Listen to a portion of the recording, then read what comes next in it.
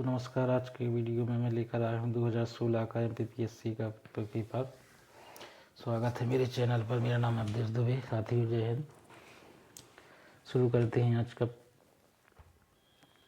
पहला प्रश्न है, निम्नलिखित में से किस देश की भारत के साथ सबसे लंबी स्थलीय सीमा है? तो बांग्लादेश की सीमा सबसे स्थलीय लंबी सीमा है। इसकी लंबाई कुल है 4096। भारत की जो तटरेखा की सीमा है वो 15,200 किलोमीटर है, पूरी तटरेखा की लंबाई। पाकिस्तान के साथ 3,310 किलोमीटर, चीन के साथ 3,917 किलोमीटर, नेपाल के साथ 1,750 किलोमीटर सीमा रेखा भारत साझा करता है। चलिए दोस्तों, अगला प्रश्न है,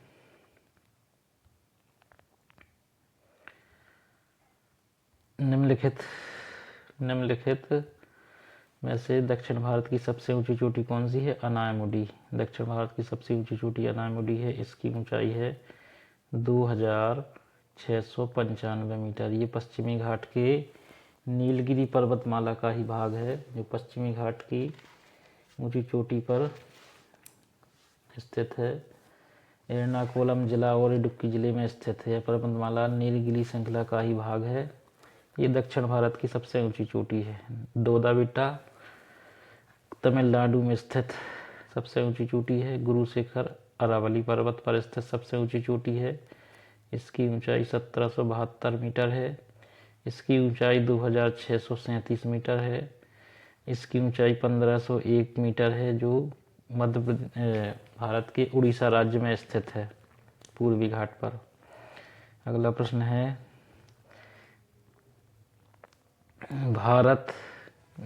किंदु पर्वत श्रेणी के मध्य कश्मीर घाटी स्थित है?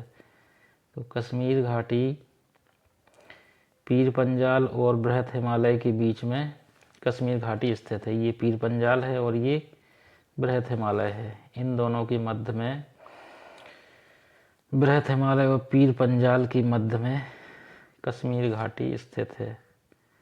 चलिए दोस्तों, अगला प्रश्न है, भारत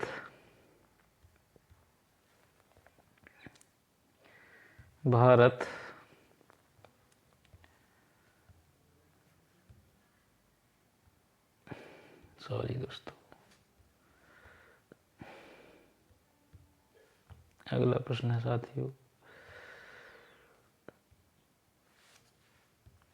भारत के निम्नलिखित राज्यों में उनकी भौगोलिक क्षेत्र के घटते क्रम में व्यवस्थित कीजिए।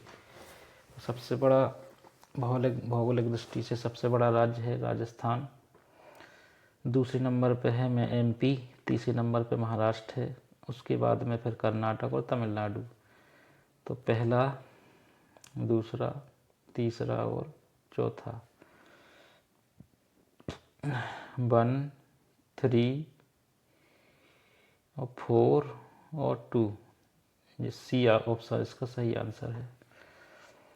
अगला प्रश्न है, भारत के किस द्वीप का उद्गम ज्वालामुखी है? इसका सही आंसर है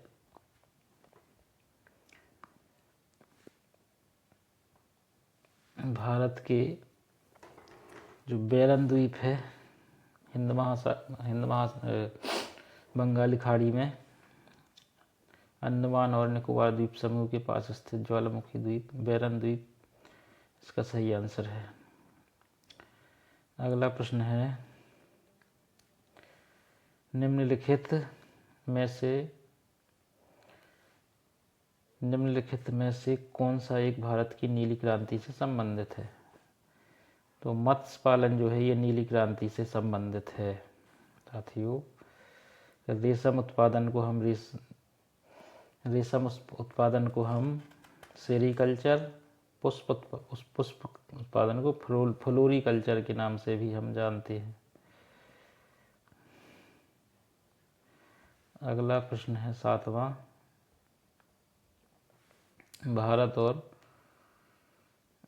भारत पाकिस्तान की मध्य सीमा रेखा का एक उदाहरण है। तो अध्यारोपित सीमा भारत और पाकिस्तान के मध्य में स्थित है। हुदहुद चक्रवात भारत का निम्नलिखित में से कौन सा तटीय क्षेत्र प्रभावित हुआ था? ये आंध्र प्रदेश वाला क्षेत्र जो है ये सबसे ज़्यादा प्रभावित हुआ था। 7 अक्टूबर 2014 6 अक्टूबर 2014 को ये हुदहुद नामक चक्रवात है, ये आंध्र प्रदेश के तट से टकराया था और बहुत विनाशकारी साबित हुआ था। चलिए दोस्तों अगला प्रश्न देखते हैं। 9वां, निम्नलिखित 9वां प्रश्न देखते हैं साथियों। निम्नलिखित में से कौन सा जलाशय चंबल नदी पर बना हुआ है? तो नागार्जुन सागर तो बना है कृष्णा नदी पर, और रिहंद यूपी में है। विंध्य सागर जी, कृष्णा सागर जो है ये चंबल नदी पर बना है। चंबल नदी पर कृष्णा सागर बांध बना, राणा प्रताप सागर बांध जो है चंबल नदी पर बना है। तो साथियों इसका सही उत्तर कौन सा है? राणा प्रताप सागर, ये चंबल नदी पर बना है। ये कोटा बैराज नामक स्थान पर है, राजस्थान में है। चंबल नदी जो मध्य प्रदेश से निकलती है उसके ऊपर ये बांध बना हुआ है। अगला प्रश्न है, भारत में निम्नलिखित में से सबसे बड़ा पोत प्रांगण कौन सा है? तो कोचीन जो है, ये कोच्चि, ये केरल में, ये सबसे बड़ा शिपयार्ड है। सबसे बड़ा शिपयार्ड है जो भारत में स्थित है। अगला प्रश्न है,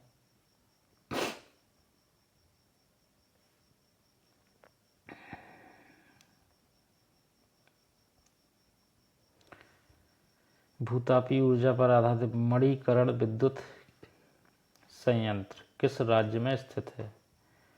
मणिकरण विद्युत संयंत्र किस राज्य में स्थित है? तो ये जो है हिमाचल प्रदेश में कुल्लू जिले में स्थित है, जो भूमि से गर्म पानी निकलता है। तो ये लगभग 96 डिग्री सेल्सियस गर्म तापमान पर निकलता है। तो इसके ऊपर एक विद्युत संयंत्र लगाया है जो 5 मेगावाट की क्षमता का एक विद्युत संयंत्र है। 5 मेगावाट की बिजली बनाने का एक विद्युत संयंत्र हिमाचल प्रदेश के कुल्लू जिले में बनाया हुआ है। ये भूतापी ऊर्जा इससे बनती है। अगला प्रश्न है, मध्य प्रदेश की उत्खात भूमि यानी जो ऐसी भूमि जो जिसकी उर्वरा शक्ति नष्ट हो चुकी है उसको उत्खात भूमि बोलते हैं। ये मृदा अपरदन के कारण, इसका परिणाम मृदा अपरदन के कारण ये उत्खात भूमि का निर्माण होता है। ये जो अपर नालिका अपरदन है, ये चंबल नदी के बीहड़ों में इसका प्रभाव देखा गया है। जो चंबल नदी के जो बीहड़ है जो किससे बनते हैं? अपर नालिका अपरदन के कारण बनते हैं।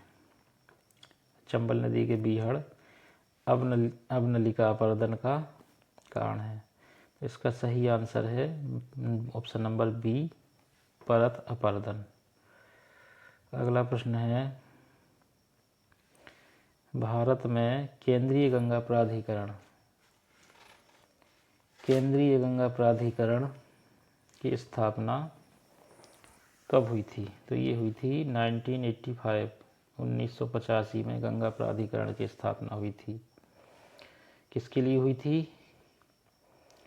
गंगा एक्शन प्लान के कार्यान्वयन की निगरानी के लिए। उसके बाद में राष्ट्रीय गंगा नदी बेसिन प्राधिकरण 20 फरवरी 2009 को राष्ट्रीय गंगा नदी बेसिन प्राधिकरण की स्थापना हुई थी, जो गंगा नदी के प्रदूषण को कम करना था। और राष्ट्रीय गंगा परिषद NGC 7 अक्टूबर 2016 को गंगा नदी के संरक्षण, कायाकल्प और प्रबंध के लिए गंगा सफाई योजना 7 जून 2014 को नमामि गंगे कार्यक्रम, जो नमामि गंगे कार्यक्रम है ये 2014 को मोदी जी के द्वारा शुरू किया गया था। चलिए अगला प्रश्न साथियों, साइलेंट वैली, ये जो है केरल में स्थित है। साइलेंट वैली कहाँ है? केरल में है। अगला प्रश्न है,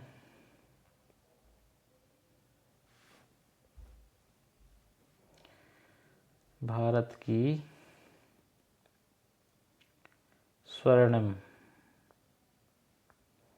चतुर्भुज योजना, भारत की स्वर्णिम चतुर्भुज योजना ये किस किस को जोड़ती है?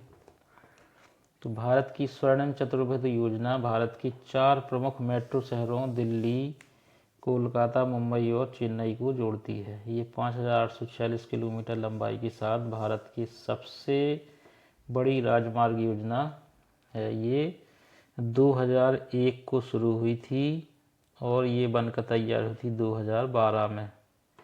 तो ये भारत की सबसे बड़ी राजमार्ग परियोजना योजना है। ये जो है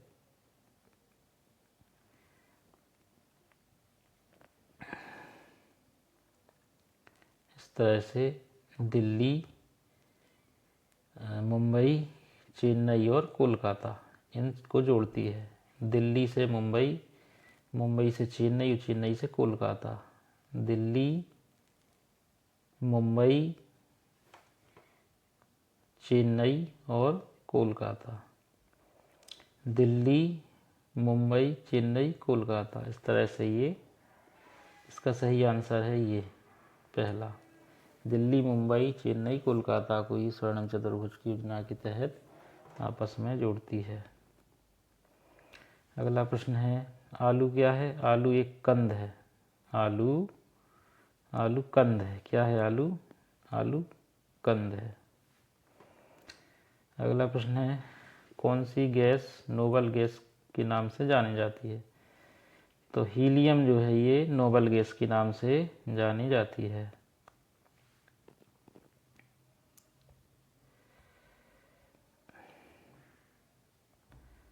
अगला प्रश्न है, मानव शरीर की सबसे बड़ी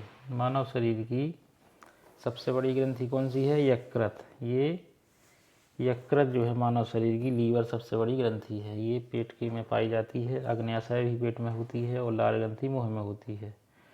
तो मानव शरीर की सबसे बड़ी ग्रंथि कौन सी है? यकृत, लीवर। अगला प्रश्न है,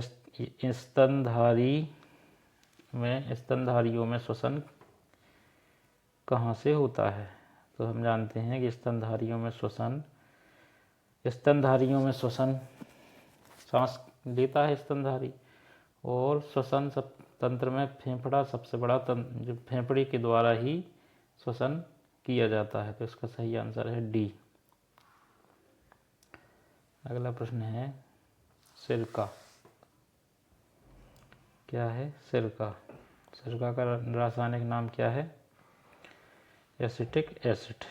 ये इसका रासायनिक एसिटिक एसिड। फार्मिक अम्ल चींटियों में पाया जाता है। चींटियों में फार्मिक अम्ल किस में पाया जाता है? चींटियों में। ये बहुत ही गर्म होता है, काटने पर बहुत ही कष्ट देता है। टार्टरिक अम्ल अंगूर और सेब। टार्टरिक अम्ल अंगूर और सेब के अंदर जो रस होता है उसमें पाया जाता है। तो सिरके का रासायनिक नाम है एसिटिक एसिड। ये अचार में और नींबू की जो खट्टे पदार्थ होते हैं उनमें ये पाया जाता है। अगला प्रश्न है, मायोपिया किस अंग का दोष है? तो ये नेत्र का है। आँखों में मायोपिया होता है साथ में प्यारे साथियों, मायोपिया आँखों में होता है। अगला प्रश्न, निम्नलिखित में से कौन सी एक ऊष्मा की इकाई है? तो ऊष्मा की इकाई किलो जूल जो होती है वो ऊष्मा की इकाई होती है। Kilo joule. वाट शक्ति का मात्रक है। कैलोरी ऊर्जा का है। ऊष्मा की इकाई किलो जूल।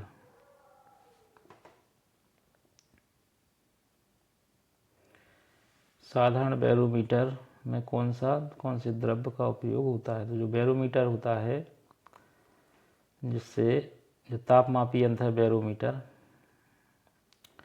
जो साधारण जो बैरोमीटर है उसमें पारा का उपयोग होता है, जो पारा है उसका उपयोग होता है। अगला प्रश्न है, निम्नलिखित में से कौन सा एक जीवाश्म ईंधन नहीं है? हम सभी जानते हैं कोयला जीवाश्म ईंधन होता है, पेट्रोलियम भी जीवाश्म ईंधन होता है, और जो प्राकृतिक गैस है वो भी जीवाश्म ईंधन है, लेकिन जो यूरेनियम है ये जीवाश्म ईंधन नहीं है। इसका सही आंसर ऑप्शन नंबर डी। अगला प्रश्न है 25, निम्नलिखित में से कौन सा एक ऊर्जा का नवीकरणीय स्रोत है? तो नवीकरणीय जो स्रोत होते हैं वो ऐसे स्रोत होते हैं जो प्रकृति के द्वारा पुनः फिर से उसका स्थान भर दिया जाता है। तो नवीकरणीय स्रोत में यही है सौर ऊर्जा, यही हो सकता है। जबकि कोयला अनवीनीकरण है, पेट्रोल भी अनवीकरण और नाभिक, ये तीनों ऊर्जा की अनवीकरणीय स्रोत हैं, जबकि सौर ऊर्जा ये जो है नवीकरणीय स्रोत होता है। अगला प्रश्न है, मध्य प्रदेश में पंचवर्षीय योजना का विधिवत एवं वास्तविक शुभारंभ माना जाता है? तो मध्य प्रदेश में जो मध्य प्रदेश का गठन हुआ था तभी से पंचवर्षीय योजना का शुभारंभ माना जाता है। तो जो दूसरी पंचवर्षीय योजना है उसमें इसका शुभारंभ माना जाता है, या फिर इसका सही आंसर ये है ऑप्शन नंबर डी। चलिए साथियों, अब बाकी के प्रश्न हम अगले वीडियो में कवर करेंगे साथियों। तो तब तक के लिए जय हिंद साथियों।